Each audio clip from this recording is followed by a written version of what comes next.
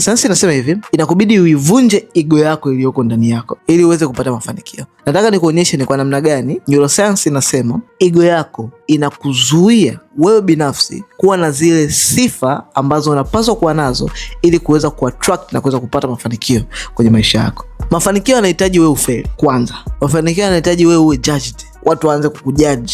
Mafanikio yanahitaji wewe uonekane kama umechanganyikiwa. Na hivi vitu vyote nilivyovitaja hapa vinakinzana na identity uliyojijengea na ego iliyoko ndani yako. Na ufahamu wako umekuwa wired kuhakikisha unaweza kuprotect ego yako kwa vyovyote vile. Pale ambapo malengo yako ama vision yako inapokuhitaji uanze kupractice vitu ambavyo vitaweza kuwa tishio kwa ego yako, kama vile kuanza kufanya practice ya kutokuwa kamili muda wote, kuanza kutake risk, kuanza kuzoea kuwa judged. Judgment zinapokuja juu yako na watu wengine, uanze kuzoea kuwa judged. Ufahamu wako una uregister ama inainukuu na kuandika kama vile tunaanza kushambuliwa. So badala ya kukua unajikuta umestuck sehemu moja. Hii ndo sababu kubwa kwa nini ego yako itakuacha kwenye maumivu ambayo umeshayazoea ya muda mrefu ya kila siku, kuliko kukupeleka kwenye ukuaji ambao bado hujui ni kitu kipya kwako. Ukianza jambo lolote lile jipya, kwa mfano kutengeneza content, kuanza biashara, kuna watu wataanza kuja hapo, wanaanza kukupa ushauri juu ya mambo yatakavyokwenda. Wewe mwenyewe unaanza kuona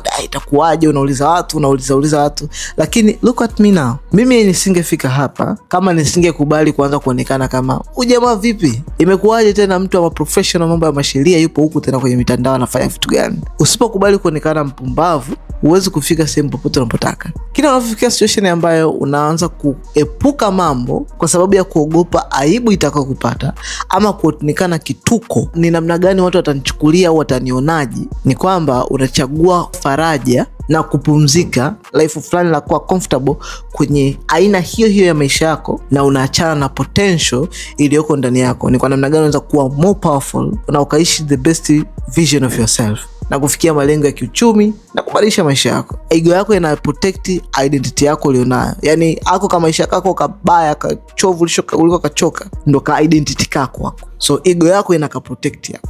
As long as watu hawajui kwenye makeup uliojipaka hapa nje wakizunguka kwa nyuma kwamba you are so poor to the extent you can't even have anything you want, kwa sababu as long as watu hawajui, basi ndo identity yako umeiweka hii.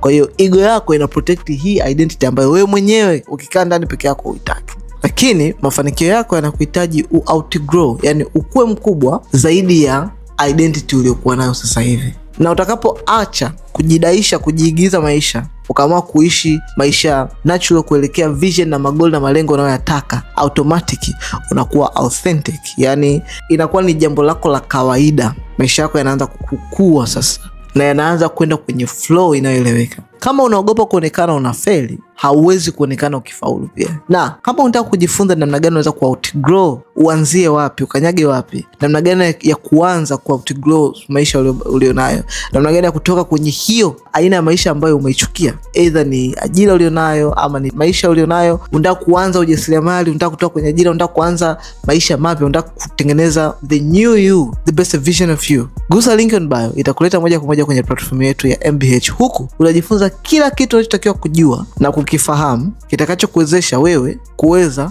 kujua kwa kuangalia skill ulionayo, elimu ulionayo, opportunity ulionayo, exposure ama experience ulionayo, ulioipata kwa miaka yote uliokuwa kwenye kazini, ofisini, shule au mazingira uliokuwa nayo, na experience ulioipata. Ukifika huku utakufundisha namna gani za kuimonetize, kuibadilisha kuwa biashara, kufikia stage ya kuibadilisha kuwa kampuni na kuisajili na kuingia sokoni na kuwa the best CEO in your life. Gusa link in bio, tukutane kwenye platform yetu MBH.